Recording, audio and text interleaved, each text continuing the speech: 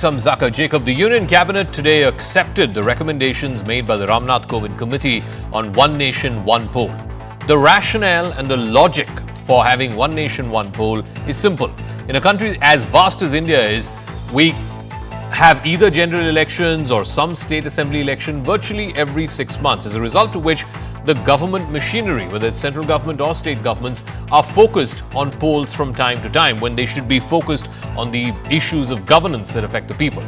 Therefore, to save costs, to save resources, to save time, and of course for better efficiency of government resources, it is better to do all of these polls in one shot. That's the logic, that's the rationale for having One Nation, One Poll. The opposition, though, is dead against it. Certainly the Congress Party, other members of the India Alliance say that this runs counter to the Constitution, counter to democracy, and counter, most importantly, to the principles of federalism. And the issues that matter in a national election are very different from the issues that matter in a state election or even local body elections. And therefore, they can't be seen from the same prism. It's different strokes for different folks.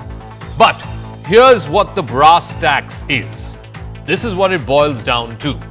If the BJP-led NDA government needs to conduct One Nation, One Poll, it needs a constitutional amendment. The constitutional amendment needs to be passed in both houses of parliament, both the Lok Sabha and the Rajya Sabha, for which they need 2/3 of the members who are present in the house and voting to pass this constitutional amendment. So which means, for example, if there are all 543 members in the Lok Sabha are present and voting, then the government would need at least 367 of them to vote in favor of One Nation, One Poll.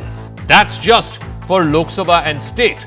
Then the business of local body elections, preparation of single electoral roll, all of that will also require 50% of all state assemblies in the country to ratify One Nation, One Poll.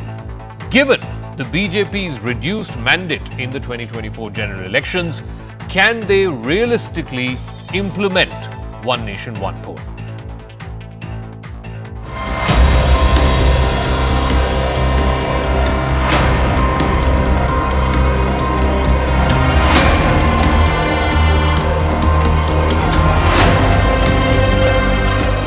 One election to Lok Sabha and all legislative assemblies in 5 years होना चाहिए, जिससे कि देश में development चलता रहे, जो बड़ा एक मिशन, बहुत बड़ा एक डिसरप्शन रहता है वो ना हो।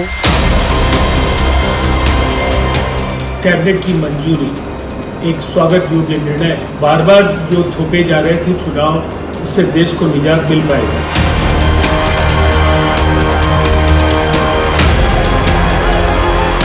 उसको नहीं मानते, ये नहीं चलने वाला है डेमोक्रेसी में। नरेंद्र मोदी का पूरा गेम प्लान यही है कि नेशनल पार्टीज रहें और दूसरे तमाम रीजनल पार्टीज, छोटे पार्टीज हमेशा के लिए खत्म हो जाए। The one nation, one election is not possible and practical.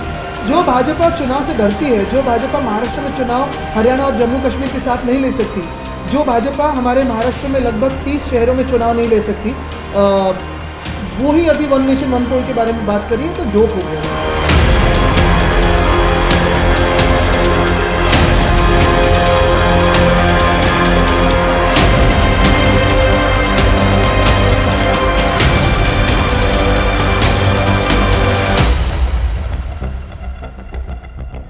All right, first let's tell you what the Ram Nath Kovind panel recommended. Those recommendations have been accepted by the Union Cabinet today. The panel suggested that the Constitution should be amended to enable simultaneous elections for both state assemblies as well as the Lok Sabha. Now, in the first step, simultaneous elections will be held to the Lok Sabha as well as all state assemblies across the country. For this, no ratification by the states will be required for the constitutional amendment. But yes, in both houses of parliament, Lok Sabha and Rajya Sabha, this constitutional amendment has to pass by a 2/3 majority. In the second step, elections to municipalities, panchayats, other local bodies will be synchronized with elections to Lok Sabha and state assemblies in such a way that local bodies are held within 100 days, roughly about 3 months, of elections to the Lok Sabha and to state assemblies. This will require ratification by no less than half of the state assemblies. Now, for the purpose of preparation of single electoral roll and electoral photo identity cards for use in elections, all 3 tiers of government the constitution must be amended so that the Election Commission of India can prepare one single electoral roll and one single election ID in consultation with the states. These amendments will require ratification, again, by no less than half of all the states. In the event of a hung house, whether it is parliament or whether it is a hung legislature, a no-confidence motion or any such fresh event, then fresh elections should be held to constitute the new Lok Sabha or the State Assembly for the remainder of the term of the House. So, for example, if a House gets dissolved or if a party loses majority after 2 years of its term, then elections need to be held for the remaining 3 years of the term so that when the election subsequent to that is held, then it is timed to the national election. And finally, to tackle all the logistical requirements for this, the Election Commission of India is in consultation with the state election commissions, and they will plan and advance steps that need to be taken accordingly. Now, here's the thing. We had one nation, one election. This is not a new idea. In fact, when the country first became independent and when the first set of elections were held, at least for the first decade plus, from 1951-52 all the way to 1967, simultaneous elections were the norm. When Pandit Nehru was the first Prime Minister, the first election in 1952 for the Lok Sabha and state assemblies were held simultaneously.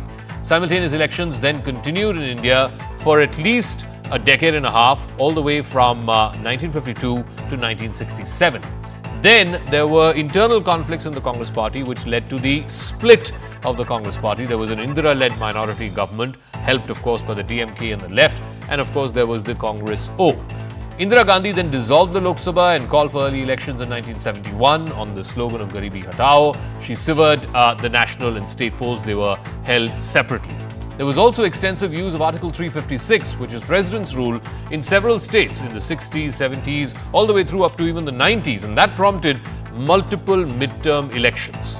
There's also instability via coalition governments, sometimes the lead party's internal strife, which caused a lot of fragmentation to the poll calendar. But the criticism remains that the rise and fall of unstable governments could hamper the entire poll schedule. Also, that this could be a big disadvantage to smaller parties, regional parties, and this runs counter to the idea of federalism, which is enshrined in the Constitution. Let's now go to a piece of breaking news that's coming through. On this front, on the One Nation, One Poll, the government has appointed senior ministers to consult with all political parties across the spectrum to try and build consensus on One Nation, One Poll. The Deputy Leader of the Lok Sabha, Ram Nath Kovind, the Union Defence Minister, Parliamentary Affairs Minister, Mr. Kiren Rijiju, and the Law Minister Arjun Ram Meghwal will start holding consultations with all political parties. Remember, the numbers stack up in a way that if all members of the Lok Sabha are present and voting, then the BJP or the NDA requires 2/3, which is 367 out of 543, to vote in favor of the constitutional amendment. Payal Mehta has more details on this. Payal, how confident, how realistic is the BJP and the NDA of getting this 2/3 majority both in Lok Sabha and Rajya Sabha? Because particularly in light of the verdict that came out in June, where the BJP's numbers have been reduced to 240, the numbers quite don't stack up for the NDA. Yes, Zaka, if all members of parliament are present in both houses of parliament, still then the BJP falls or the NDA falls short of two numbers. And the message that the Prime Minister in fact gave to his cabinet colleagues was this, that, you have to get consultation as the way forward. This is a reform, this is a multiple decade long pending reform that people have been speaking about. So there's no politics involved in this, and that's the reason Rajnath Singh, who's said to be everybody's friend and nobody's enemy, somebody who enjoys a lot of reputation and regards amongst people, he's been asked to hold consultation with various political parties, especially regional parties, where of course in Uttar Pradesh, Rajnath Singh has been a long-time politician, will have an impact. As far as the Northeast is concerned, Kiren Rijiju is a very, very effective member of parliament. He's also the Parliament Affairs Minister, so he'll be asked to, bring in his good reputation and, his rapport with people to in fact make them come on board as far as this is concerned. Of course, Law Minister Arjun Ram Meghwal will also be holding a very important discussion as far as this is concerned. Because not only is the 2/3 majority is the concern for the BJP and the NDA, but when you have to bring in these laws and in fact get implemented to hold assembly, to hold local body polls, panchayat polls, etc., you also need to get it ratified by 50% of the states, and not necessarily the BJP will have over and above 50% states, in terms of their government as well. So that's something also is going to be extremely important. So that's the whole idea, and the Prime Minister's message is clear that this bill will have to be passed for consensus. All right, Payal, we'll leave it at that. We'll see how the story plays out. Of course, both in the parliament and of course in the state legislatures. This is going to be a numbers game as far as the BJP and NDA are concerned. Let's now open this up to our panelists. Clearly, out of the 47 parties that the Kovind committee interviewed and asked for their views on One Nation, One Poll, we're given to understand 32 of them said that they're in favor. This includes very small parties as well. And 15 of them said, no, they're not in favor. Shazia Elmi, national spokesperson of the BJP, Salman Soz, national spokesperson of the Congress Party, Rashid Gidwai, senior journalist, and Smita Prakash, editor of ANI, are all now joining us. Salman Soz, let me start with you first. What is the opposition to One Nation, One Poll? After all, when Pandit Nehru was Prime Minister from 1952, the first general election, all the way up to 1967, we had One Nation, One Polls. It was backed in 1996-97 by the Justice Jeevan Reddy Commission. Then the law commissions, both in 1999 and subsequently in 2018, had said that we should go back to One Nation, One Poll.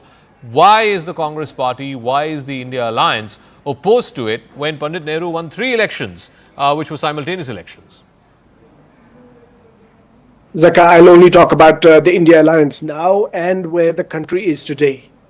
As far as I can tell, Zaka, and I think most people sitting at home would agree, the biggest issue for this country is not One Nation, One Poll. We can't even have one nation and 3 state assembly elections together. We can't even have one election and 1 day poll. So now we're going to talk about all these. These are kind of red herrings because the country is going through a very difficult time. The economy is not doing well. Unemployment is really high. We're not creating enough jobs for our young people. The future, as we seem to see it, it's not going the way it should be. So as far as the BJP is concerned, they've always come up with ideas which they do not think through at all. Demonetization was there. They messed up the GST. Now this. They can come up with all this. They'll remember the lockdown. So the BJP has this penchant for coming up with these big things which are ultimately bad for India. Now, this country is a very, very diverse country. It has big states, it has small states, and within those states, there is a lot of diversity. There are small parties somewhere, there are big parties somewhere. There are very few really big parties in this country. What we cannot have is a situation where voters do not have the ability to have the full access to their democratic rights, their democratic choices, for example. So, as far as I can tell, how is One Nation, One Election curtailing those choices? Let me explain. For example, if you take the case of, say, a small state like Manipur, right now, Manipur is going through hell, and of course, the BJP does not seem to care much about Manipur. But the people of Manipur have local issues that are very different from what the national level issues are in the country. So they're free to vote on those issues. Who's stopping them from voting on those issues? No, but that's the thing. It's not, it's very easy for us to say that what's stopping them from making all these choices in one go. But some political parties have many more resources to bring to bear on the elections, whereas most other parties do not.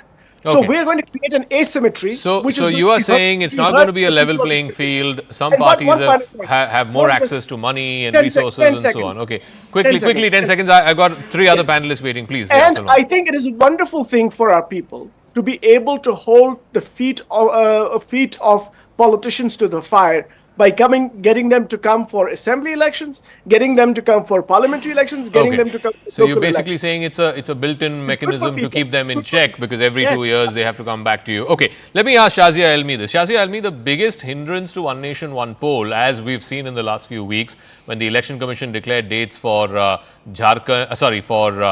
and Jammu and Kashmir, and in the Election Commissioner's own words, the reason they're not able to club Jammu and Kashmir as well as Haryana and Maharashtra was because of lack of availability of security forces. And you heard Aditya Thackeray today say you can't hold 3 state elections together in one go. Where are you going to hold One Nation, One Poll? So first of all, I'd like to begin with answering Salman Sozji. I think after meandering around a little bit, he came to the point and said that people have a right to exercise their choice whenever they want, and local issues differ from state issues, differing from the national issues. Now, because ever since the constitution has been adopted, for the first 4 elections, 52, 57, 62, 67, they were done according to the way it was meant to be. Then of course the toppling of governments started, and 99 times was when Article 356 was used by the Congress party, 50 times by Indira Gandhi alone, which led to this unfortunate situation. Now it's the mandate of the elected MLA or the MP to represent his constituency. And I think that's what comes in the way. And there are many other reasons. I'll talk about security deployment, paramilitary forces, forces per se, expenditure, timings, common people, rallies, all of that. But look at the basic principle of this and the rationale. The very fact of the matter that an MLA and MP who should be dedicated to his constituency, exactly the point that Salman Soos tried to raise, instead of talking about exactly what you're meant to do in your constituency, in your state, as a CM, as an MP, as an MLA, even as a corporator, what are you busy doing, especially the national parties, going from one election to the other and campaigning, instead of concentrating on the implementation of all the but Shazia, is that not a good thing? And other schemes that ought if there's to be a done. legislator who's elected, let's say from Uttar that's very Pradesh, he or she once in 2 years has to come to that state and ask people for votes, as opposed to, you know, you win an election once in 5 years and then for 5 years you forget about him or her. No, but that's exactly how it's been done, except for midterm elections. That's how it is in all the by-elections when they happen after the government gets toppled. And just imagine, and because there is the Kovind's report tells us as to how it's possible. There are election commissioners also who have stated this many times over, former election commissioners, that this is feasible indeed. In fact, you just look at the massive deployment that is done. So many officers going on leave. Not just that, you just see the kind of money that is spent, and you see the time, energy, and also people who have to travel back and forth to exercise their franchise, whether it's for Lok Sabha elections or state or local elections. So let me I think it's a huge waste of time, energy, and Let and me also ask, in terms of governance. In terms of governance, to be there and not just to. And this hurry to keep dissolving the whole idea that you'll disrupt your assembly, you know, get away with it, get the whole Ayaram Gayaram syndrome will go away when you know. Let me ask Smita Prakash this. Smita Prakash, you know, here are a couple of hurdles that the BJP NDA needs to overcome if you need to have one nation, one poll. First, for assemblies and general elections, which is the Lok Sabha election, you need a constitutional amendment to be passed both in the Lok Sabha and in the Rajya Sabha, so which means 2/3 majority is required. I will read out the numbers in just 1 second. But if you also want to time, as the Ram Nath Kovind committee recommends, if you want to do local body elections, municipal corporation, panchayat, etc., within 100 days of the general elections, then you need 50% of the state legislatures to also ratify, and right now the BJP does not have that. Now, the point is, even if it is to pass the constitutional amendment, 2/3 majority, what the NDA has right now is 293. Unaffiliated parties, if we include all of them, including YSRCP, BJP of course does not have any Lok Sabha MP, but they have presence in the Rajya Sabha. In the Lok Sabha, it all adds up to 315. Out of 543, if all members are present and voting, 2/3 is 367. Where is the BJP NDA going to get 367 to pass this constitutional amendment?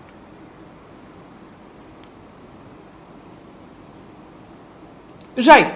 Realistically speaking, then, one nation, one election seems to be more of an academic debate at present. As you point out, there are a number of hurdles, and it will probably head to the JPC. But it's a box ticked, Zaka. That's how the BJP works. About, somebody mentioned that, it's just one of those things which are done, big ticket items which are brought in by the Modi government just for effect. For that, I just have to point out that, superficially it might seem like that. But it took more than one term for the BJP to get the CAA passed, to get the triple talaq bills passed.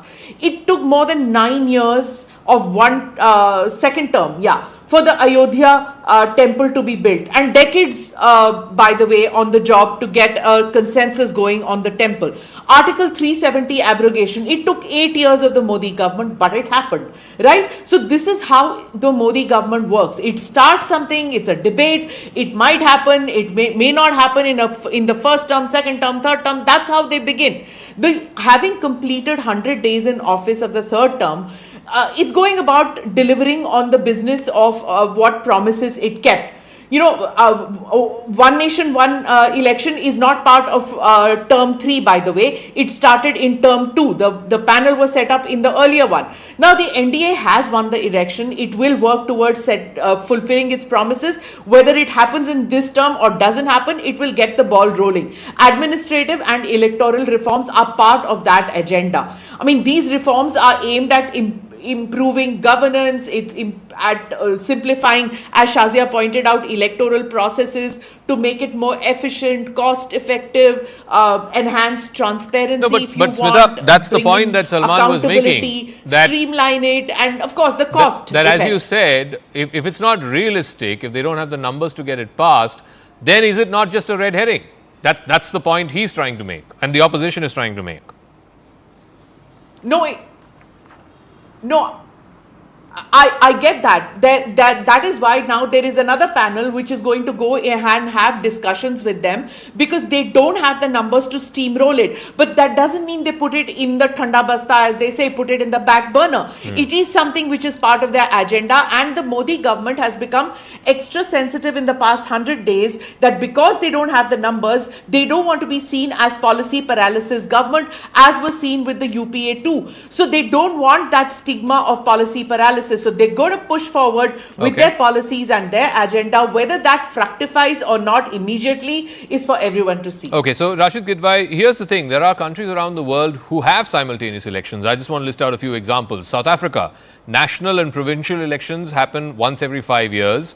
Municipal elections happen every 2 years. Indonesia. So it's timed. Yeah, Indonesia has national elections once every 5 years. Sweden has national, provincial and local elections once every 4 years. The UK, and we have borrowed the Westminster system from the UK.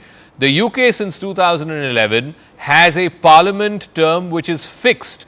It is governed by fixed terms for every 5 years.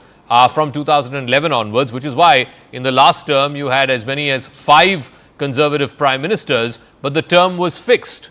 So if the UK, from where we have borrowed the Westminster system, can have fixed term parliaments, why can't we have one nation, one election? Zaka, I think there is a qualitative difference between UK and India, because UK is a unitary system and we have a federal system. This case, it's being, it's a trial balloon. It's a clear case of non-application of mind. Here is a country which has not held, municipal elections are delayed in 1,400 municipal corporations across the country. There are 1,500 municipal corporations which do not have elected standing council. The government, of course, as Pitaji was saying, government does not have numbers. The whole idea is political. It is to show that, particularly to the middle class, that the opposition is unreasonable. Here is a sort of lofty, concept that will save money and, it will lead to development, which is, of course, would not, hold test of scrutiny.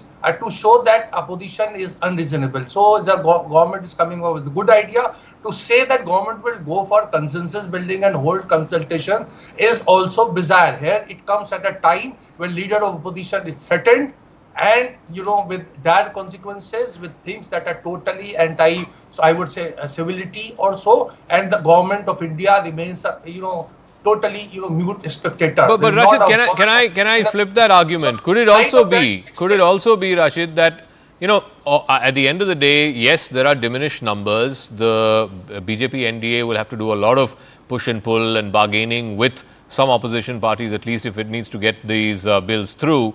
Is it possible that there could be some kind of understanding, if you support us on one nation, one poll, maybe we'll go easy on the Waqf bill, or vice versa. If you support us on the Waqf bill, then we'll go easy on one nation, one poll. Ultimately, they have to, this whole business of push and pull, which the Modi government in the first 2 terms did not have to face as much. This is now the reality of the 3rd term. So maybe this is for that. Government wants to do this kind of bargaining, then best of luck to them. But to my mind, this is not, possible or feasible, because, our political system is very different. Zaka, very fundamental. In democracy, it's about simple majority. The idea of coalition government, single largest party, is all innovations that have been done. So you cannot replace. If Government of India is so serious, let us shift from first past the post to proportional representation. That will lead to a lot of stability. Why government is not thinking of that? No. But the coalition, the ruling coalition, NDA parties, even TDP, which had not expressed its views to the Kovind panel, has today said that they are supporting one nation, one poll. JDU has said that they are supporting one nation, one poll.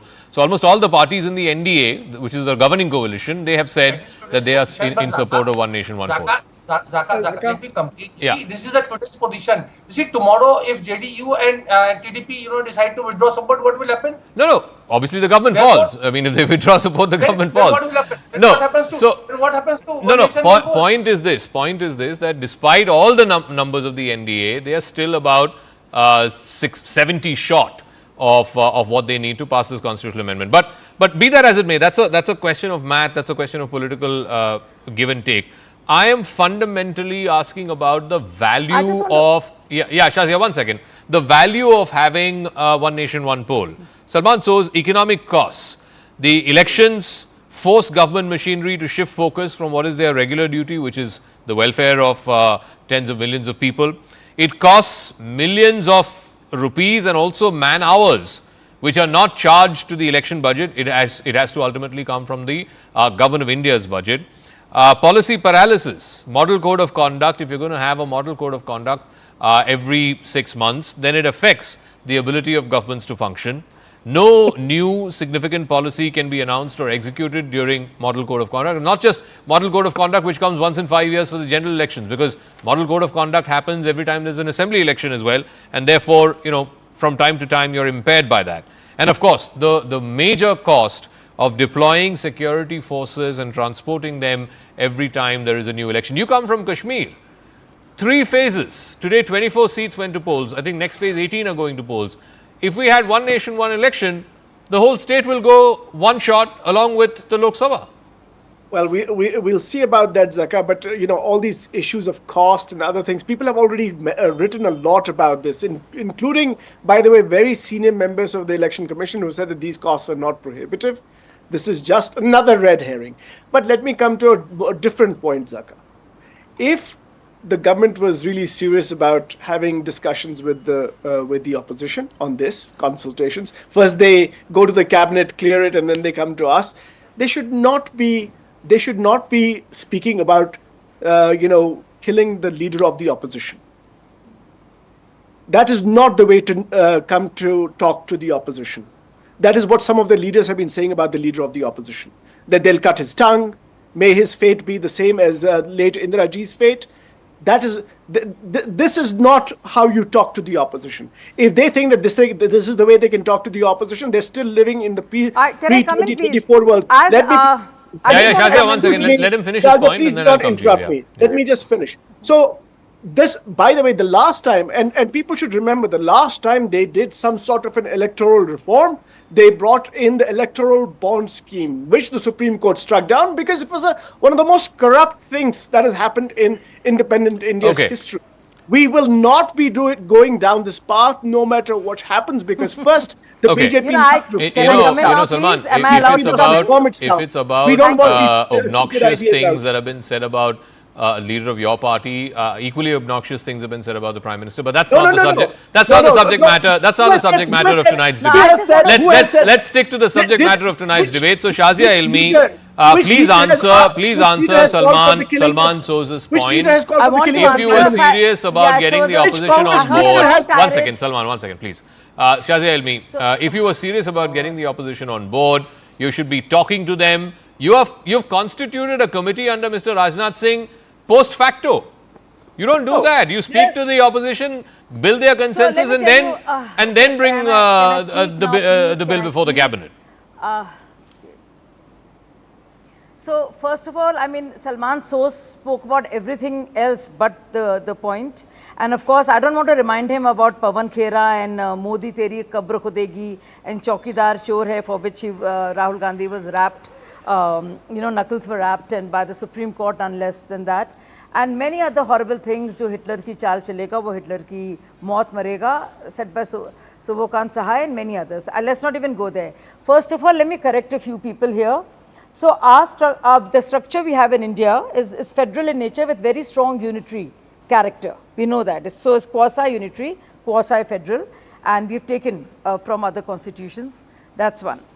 Two, and most importantly, few years back, could you imagine, I'm sitting here in Srinagar.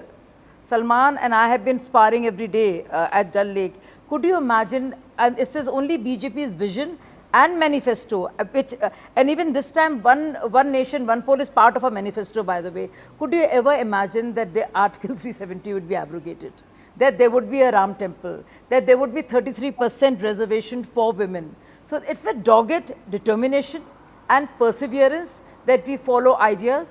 No, but Shazia, what is any of that got to do with one nation, one poll? If you were able to do one nation, one poll, you're sitting in Srinagar. Why can't you do the whole state in one phase? Tell me why.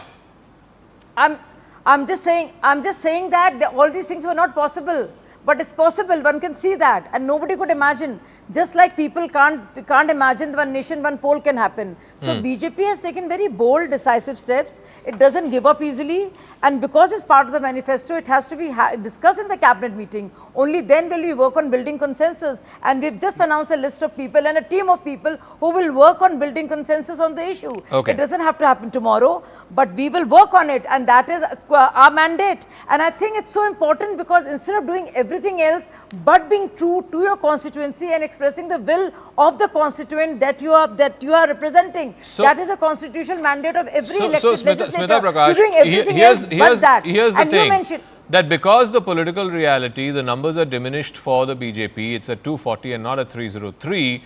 Now, you can do either of two things. You can either go for the low-hanging fruit, where you can build consensus with the opposition and get those things done, or you can put up these really big-ticket ideas, which clearly a bulk of the opposition have now said that it's dead in the water, they're not going to support it, and then go on and on about it with really not getting any work done. Why has the government chosen the latter as opposed to the former? Look, I would think that it's a debate which has got going. If it happens, if it fructifies, as I said, it's good for everybody, you know, frankly. I mean, you tweak it, you tweak the changes so that everybody's point of view is taken. And if you can save money, why not? And if you really speak to the youth of this country, I mean, yes, there are certain people who say that there are benefits of maybe midterm polls happening, maybe once in 2 years polls happening, because it keeps the ruling party, whichever one is in government, it keeps the ruling party in check and balance, that there is a midterm, like it happens in America. But if you speak to the youth of the country and you speak to a majority of the people, I've just come back from Srinagar and Jammu, you speak to the people, there is fatigue, there is that ye kya hai bar in a constantly election mode. Now there's this mistaken assumption that we TV journalists, just because a few people say, oh bada maza aaya elections aake, and that we get eyeballs for channels and all. No, everybody is tired. We are in the midst of J&K and Haryana elections. In November we go into Maharashtra and Jharkhand, and then next year we go to Bihar and Delhi, and then don't forget the municipal elections, which Rashi pointed out has not happened, and the panchayat polls which don't happen. I mean, yes, these things, that the fears are genuine, that it could undermine the federal structure and the federal system that we have. So make the tweak it, make the changes, discuss with everybody. I think the BJP has got around doing this, one, for a political thing, because of this constant haranguing, saying ki, oh, ye 56 inch ki chhati has shrunk, and you know there is a rebellion in the BJP, there is a mild paralysis. So I think the government is bringing out all its big ticket ideas. Something might work, something might not work. If it clicks and works, well and good. So let me ask Rashid, so the first stage, they don't need ratification by the state assemblies, which is for simultaneous Lok Sabha and state assembly elections. But the second stage, which is to hold municipal and panchayat elections, and then of course for all of this to happen, you need to have a single electoral ID and a single electoral roll. For that also, they need 50% ratification by the state legislatures. As of today, the BJP or allied parties are in power in 17 out of 29 states. So they have more than 50%. Zaka, they could have, along with Lok Sabha election, they could have dissolved those 17, state assemblies and done that. That would have almost been one nation, one poll. But fact of the matter, political, on the political logic, BJP, take my words, will never do this, because you see things will not remain same if there is a simultaneous elections in state assemblies and parliament and municipal. Then one party wins, another party loses out. So mood of the nation keeps changing. Today there is, of course, the BJP has Mr. Modi as Congress had Indira Gandhi at one point of time, and A.R. Antule had famously said that why do we need elections? Let's elect Indira ji for a lifetime president of India. And this was an idea that was floated by Antule. So what I'm saying is that tomorrow, if BJP loses in Haryana and Maharashtra and so, and then you have one nation, one poll, what will happen to BJP? So the BJP will also, that is what I'm saying. This is just an idea. But this is there the logic to show works opposition conversely in bad too. light and to But the show same logic that- works. No, so what is that? What the same logic works conversely? How? Precisely. See, to give 51, 52 example No, I'm is saying also it can happen that, also but don't otherwise, go the right? option. It can I mean, also. India had got- Why is there a but then there was presumption? secret Why is there a assembly and presumption percentage that to get BJP will the gain assemblies out of should not it? have, It can be you the know, other way put around 5 years also. behind. It works. No. It can work for BJP. So it might not work for presumption, BJP. Just like the it might presumption work. is So that it's not. the presumption So is that the- because the BJP is one party and has one tall leader, and therefore the national issues can subsume the local issues if you were to have simultaneous elections. That's the presumption. No, that is not true, because the elections, like look at Orissa, is the best example. What happened in Orissa? You see what happened in Delhi. So Lok Sabha elections results, people know. Are you questioning the wisdom of the people of the country that they will not be able to decide whether national, and they know when you choose for a PM, you know what are the issues. When you choose for a CM, you know what are the issues. That's one. Two, the whole fatigue that comes with when you are working in different parts of the country, coming back and voting, and also just with the whole idea, in fact, it ends up with the disenchantment that people can have with the electoral processes to keep on. You are validating the whole point with the Delhi example, because 3 months ago, BJP got 7 out of 7. 3 months down the line, when we have the assembly election, I want to see how much BJP ends up with. Had they happened simultaneously, it would have actually benefited the BJP. I don't think it would have benefited the Aam Aadmi Party. But anyway, be that as it may, Salman, 30 seconds. I got to wrap up. I'm completely out of time. I have to take a break. Very, very quickly. 30 seconds, Salman Soz. They could not even hold Jammu and Kashmir's election with the parliamentary election. Nobody was stopping them from doing that. Right? Okay. So now this whole idea, by the way, stopped you from having panchayat elections, GDC elections, and that's a wrap. That's a wrap. Thank you very much. Thank you very much. I'm out of time. But like I said, whether this is a red herring or whether the BJP is actually serious about it, Smita Prakash made that point that it took decades for the Ram Mandir to be built. It took decades for 370 to be abrogated. So this is an idea that the BJP, in principle, believes in. It may not have the numbers to do it in this term, but it's something that they want to keep there in the front burner, if nothing else, to show to their constituents, to show to the people who voted for the BJP and NDA that this is a centerpiece issue for them in this third term. We'll take a quick break. When we come back on the other side, is a major escalation in the Israel-Hamas and now Hezbollah war. Hundreds of pagers. You remember the pagers from the 1990s which used to beep? It was called the cheap man's cell phone before cell phones became ubiquitous. Pagers belonging to hundreds of Hezbollah cadre exploded across Lebanon. It killed 9 and injured over 2,000. The blasts, which occurred simultaneously across several Hezbollah strongholds, have been described as an Israeli breach by the terrorist group's communications. The offensive continues. Even today, we're given to understand that in multiple parts of Lebanon, over 100 people have been wounded. This is a second wave of device explosions. This time it's not pagers. We're given to understand it's walkie-talkies. So while Israel has not officially claimed, this seems to be like some kind of a new tactic by the Israeli Defense Forces to try and cripple the infrastructure of Hezbollah, particularly Hezbollah, because it's been a bit of a thorn in Israel's flesh since the war against Hamas, the war in Gaza began October of last year. We'll do a deep dive on what this means. Will Hezbollah retaliate, and how so may Israel defend itself? Because it's literally then moving into an active two-front war with the Hamas and that ongoing war for the better part of the last year in the south, and now with Hezbollah in the north. A deep dive on the other side.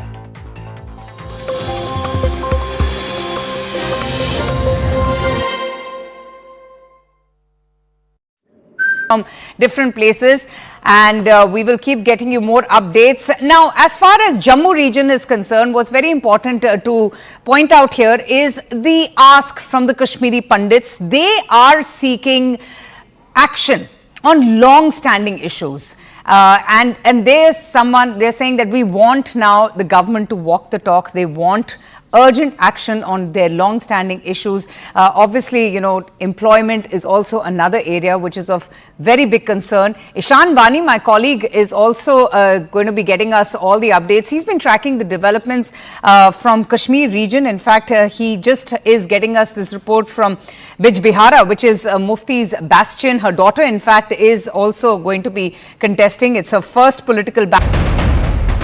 Hello and welcome. You're watching Battle of the States, and I wish we were coming to you directly from the Dal Lake, the gorgeous Dal Lake in Srinagar, but we're joining you from the CNN News 18 studios.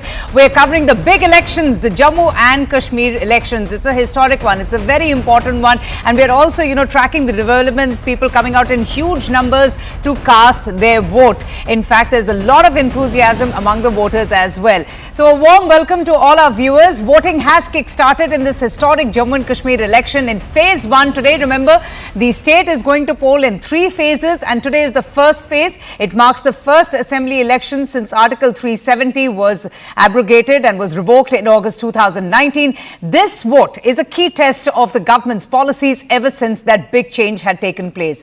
Now, over 23 lakh voters will decide the fate of 219 candidates spread across 24 constituencies in 7 districts. 7 districts are going to polls today. The National Conference and the Congress, they have joined hands. They have come together for this very important elections.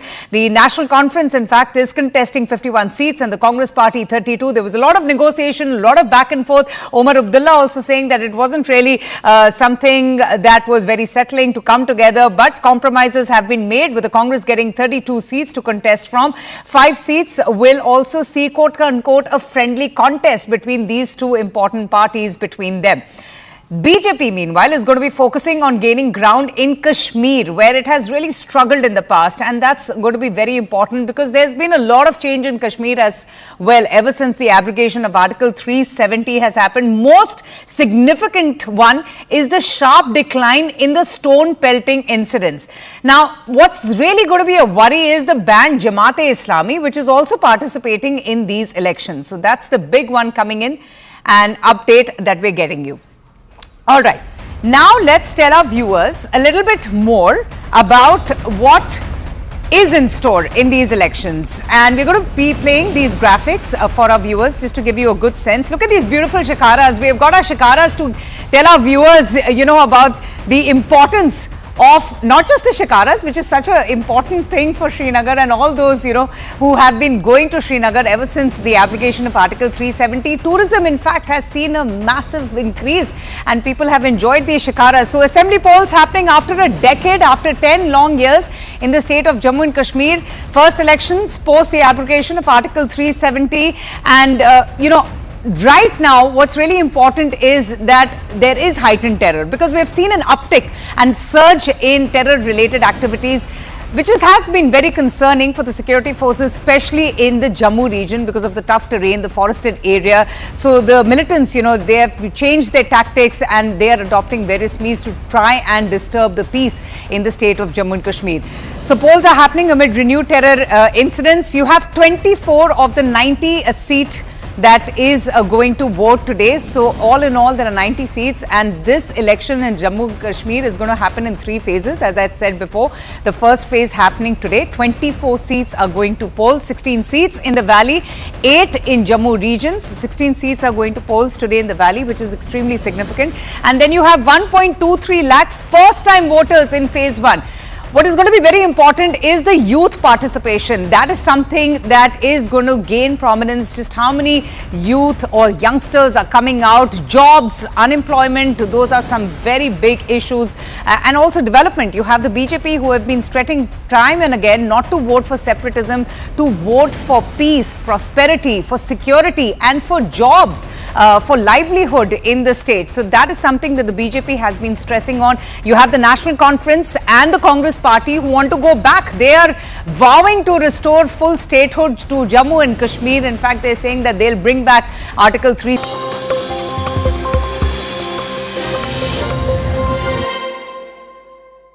The recent escalation of military objectives by Israeli Prime Minister Benjamin Netanyahu marks a significant shift in the ongoing conflict with Hezbollah and Hamas. Israel carried out a massive operation against Hezbollah on Tuesday by hiding explosive material within a new batch of Taiwanese-made pagers that were imported into Lebanon. This has been confirmed by multiple American as well as other officials who've been briefed on the operation. The pagers, which Hezbollah had ordered from the Gold Apollo firm in Taiwan, had been tampered with before they reached Lebanon. Most of these were the company's AP924 model. There were other Apollo Gold models that were included in the shipment as well. The explosive material, some of which was less than 50 grams, was implanted right next to the battery unit in each of these pagers. A switch was also embedded that could be triggered remotely to detonate these explosives. At about 3:30 in the afternoon in Lebanon on Tuesday, the pagers received a message which first appeared though it was coming from Hezbollah's leadership. Instead, the message activated these explosives. Lebanon's health minister told state media at least 9 people were killed and more than 2,000 injured. The toll is expected to go up. The devices were programmed to beep for several seconds before they exploded. This was the most sophisticated and coordinated series of explosions that Israel has carried out in Lebanon since the war with Hamas began last October.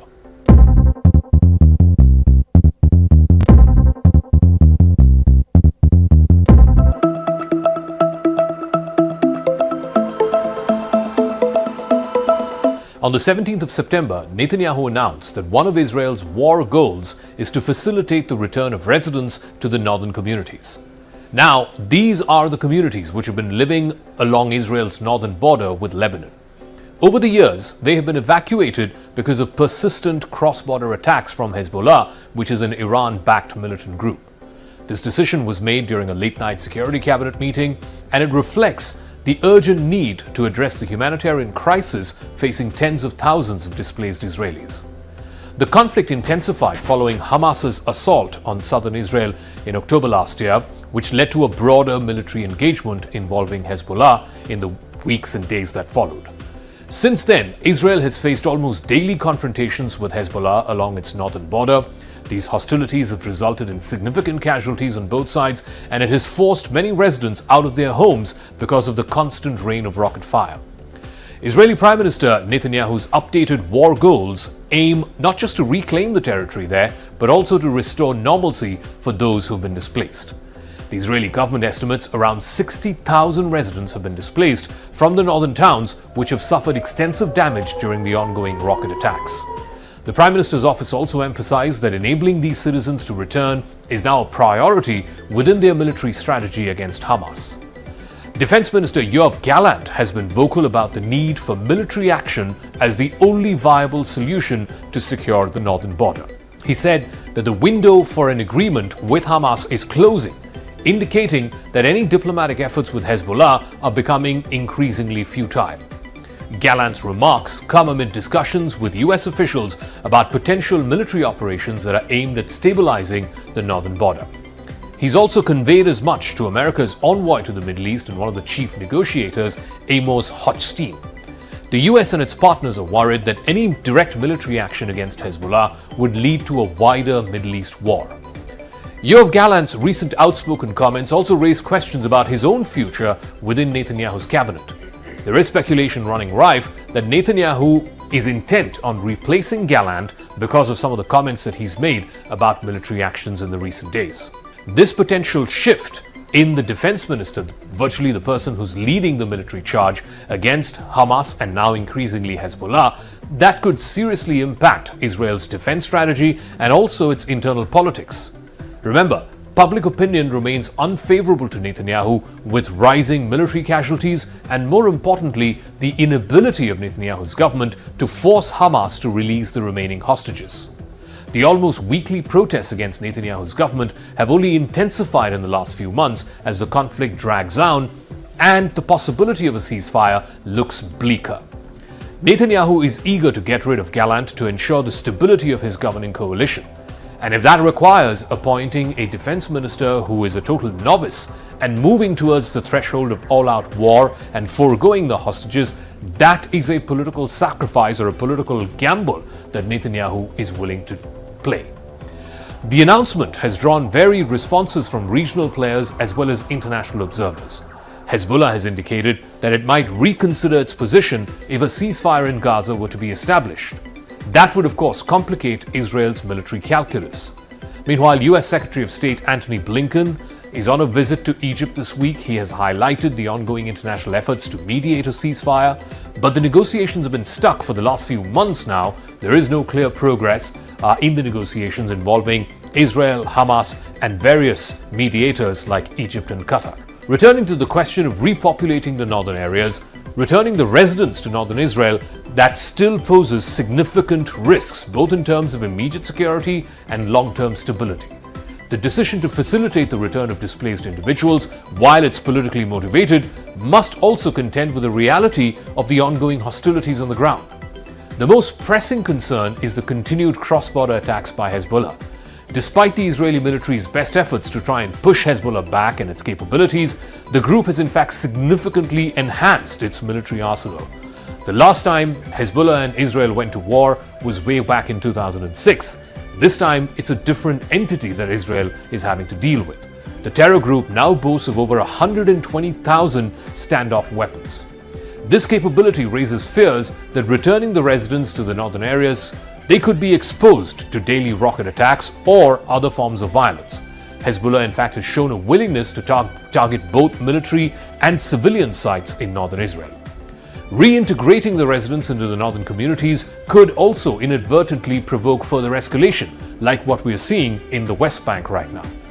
If Hezbollah perceives the return of civilians as a sign of Israeli resolve or a shift in its military strategy, it may respond with increased aggression. So this tit-for-tat dynamic could very fast spiral into a broader conflict, and that would risk not just the civilian lives, but also draw in regional powers like Iran and even perhaps the Gulf countries. The Israeli government faces significant domestic pressure as well to restore normalcy in the northern areas. However, if the situation deteriorates following the return of these residents, then public sentiment could shift dramatically against the government. The decision to repopulate northern Israel amidst the ongoing threats from both Hamas and Hezbollah may also strain Israel's international ties. The United States and other allies of Israel are concerned about a potential escalation that could draw them into a wider conflict, something that America can ill afford right now with just 2 months to go for the presidential election. It would not just be bad optics for the current incumbent, President Biden, but also a severe geopolitical headache for whoever is the next US president post-January, whether it is Kamala Harris or Donald Trump. Which is perhaps why Amos Hochstein, America's envoy to the Middle East, warned Yoav Gallant during their meeting this week that any major Israeli offensive against Hezbollah would not lead to the return of evacuated northern residents. Instead, it would significantly raise the risk of a prolonged regional war. Netanyahu's declaration marks a critical juncture in Israel's military campaign against both Hamas and Hezbollah. By expanding his war goals to include humanitarian resettlement for the displaced residents of northern areas, the Israeli government aims to balance its military objectives along with domestic political pressures. But the effectiveness of the strategy remains contingent upon both military success against Hezbollah and the broader dynamics which are shaped by regional alliances and the ongoing diplomatic efforts to try and broker a ceasefire with Hamas. As these tensions continue to simmer along the Israel-Lebanon border, the coming few weeks will be crucial in determining whether these new objectives can be achieved at the same time without further escalating violence or drawing the region into a wider conflict. حوالي الساعة 3:30 من عصر اليوم بدأت أعداد كبيرة من الجرحى بالتوافد على المستشفيات، وكانت هيدي الجرحى مصابة بشكل أساسي بانفجار بأجهزة اتصال بيجر كانت حاملتها. الأعداد اللي وصلت على الطوارئ كانت أعداد كتير كبيرة، وكان واضح إنه هي بمختلف المناطق حتى الآن سجلت غرفة العمليات الطوارئ الصحية بوزارة الصحة العامة أكثر من 2800 جريح. حالة تقريبا 200 منهم هي حالة حرجة استوجبت إما إجراء عمليات جراحية أو إدخال على أقسام العناية الفائقة. وسجل كذلك سقوط عدد من الشهداء.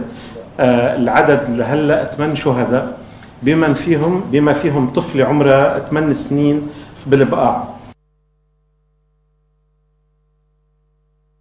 Again, I don't have any details to provide on the reports of the pager blast. I can tell you, to my knowledge, there's no U.S. involvement in this at all. Again, it's something that we're monitoring. And in terms of potential escalation, I go back to what I said earlier in terms of a key focus for this department and the U.S. government writ large is on working with partners in the region, to include Israel, to prevent the conflict between Israel and Hamas from spiraling into a wider conflict. And that includes the tensions along the Israel-Lebanon border. And so we'll continue to strongly advocate for a ceasefire and the release of the hostages, and we'll continue to strongly advocate for a diplomatic resolution to the tensions that we're seeing along the Israel-Lebanon border. Thank you. Just following up on the pager's question, does DOD assess that this was an attack by Israel, and do you consider this an escalation of the tensions on the northern border? Yeah, as far as what it is, again, I just don't have anything to provide. And as far as escalation, broadly speaking, in the Middle East, this is something that we've been paying attention to for more than almost a year now, since Hamas's attack on Israel on October 7.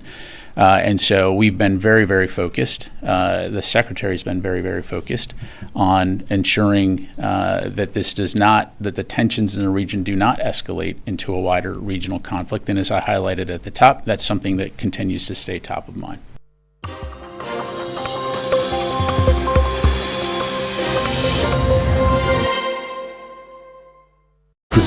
Those are some of the promises that are being made by all of these political parties. As I was mentioning about the BJP contesting on the 17 seats out of 24 seats. And as I had just told you, the Congress's and the National Conference's promises. So the BJP contesting on 17 of the 24 seats. That's an important one. And as I've mentioned, employment development are going to be the big factors, the big factors that will really be of prominence. So there are those visuals there, people coming out in huge numbers. Arnima, my colleague, joins us, me now from Jammu. She's been keeping a very close track. She's been talking to the BSF security forces in the run-up to the first phase of elections. Arnima, some great visuals that we're getting from Jammu region. A lot of enthusiasm, and the voters also looking quite upbeat. They've been speaking to you. So over to you. Fill us in with all the details. How's the josh amongst the voters?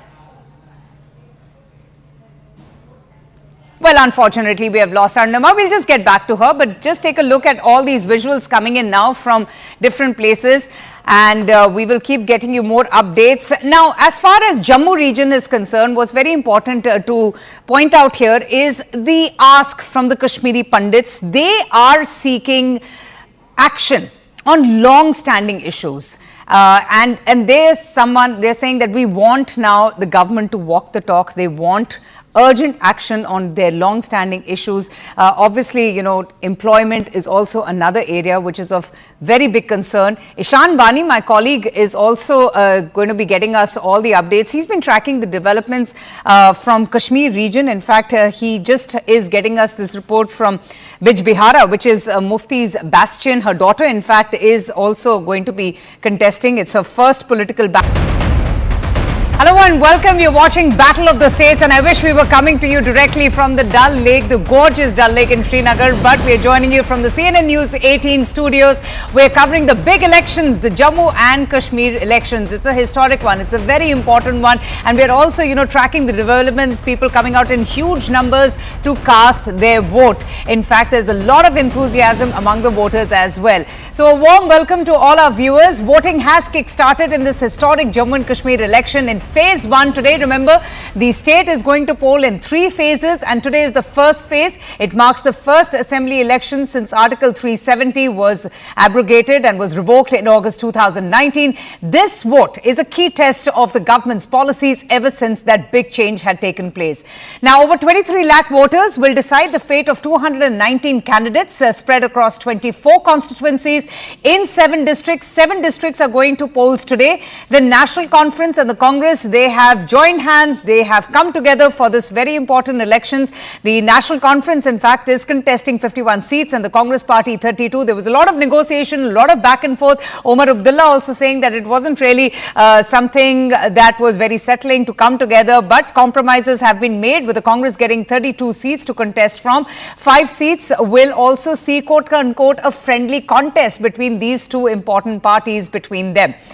BJP, meanwhile, is going to be focusing on gaining ground in Kashmir, where it has really struggled in the past. And that's going to be very important because there's been a lot of change in Kashmir as well ever since the abrogation of Article 370 has happened. Most significant one is the sharp decline in the stone pelting incidents.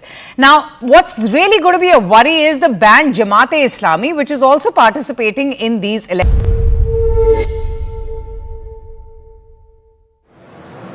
Hello, Namaskar. This is First Post and you're watching Vantage with me, Palki Sharma.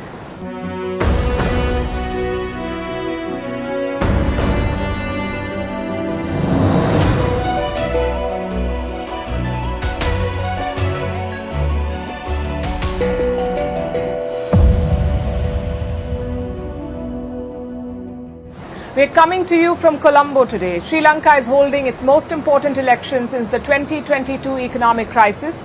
Later this week, Sri Lankans will go to the polls to pick a new president. So throughout this week, or what's left of this week, we will be bringing you ground reports and perspectives from ground zero. But the big story tonight is from West Asia, where Lebanon has been hit by one of the most sophisticated attacks in modern history. Thousands of people are hurt after the pagers in their pockets exploded. Several reports are now confirming that this was a covert attack by Israel on the Hezbollah. Once again, West Asia is on the brink of a bigger conflict. India's Prime Minister Narendra Modi, meanwhile, is all set to meet Donald Trump next week in the US. Trump has praised Prime Minister Modi as, and I'm quoting, a fantastic man. At the same time, he calls India a very big abuser of trade ties. We'll also talk about why Iran is planning to deport 2 million refugees back to Afghanistan and how Russia is planning to expand its influence in Africa through a fuel pipeline. All this and more coming up. The headlines first. In India, Prime Minister Narendra Modi's cabinet clears the One Nation, One Election proposal. This comes after a panel headed by former President Ram Nath Kovind submitted its report, which calls for holding simultaneous elections for the Lok Sabha and the state assemblies. The bill will be introduced in the winter session of Parliament. Staying with India, Jammu and Kashmir votes in the first phase of the assembly elections. 7 districts went to the polls today. 2 more phases of polling still remain. The results will be announced on the 8th of October. This is the first assembly election in Jammu and Kashmir since it lost its special status in 2019. China sanctions 9 US defense firms. This is in response to Washington approving the sale of military equipment to Taiwan. Beijing claims the deal threatens China's security. This is the latest standoff between the US and China. In recent months, the two countries have been at loggerheads over trade, technology, and the South China Sea. Tanzania accuses the US and West of interference. Its president slams Western nations for meddling in her country's affairs. The rebuke comes after the US called for an independent investigation into the murder of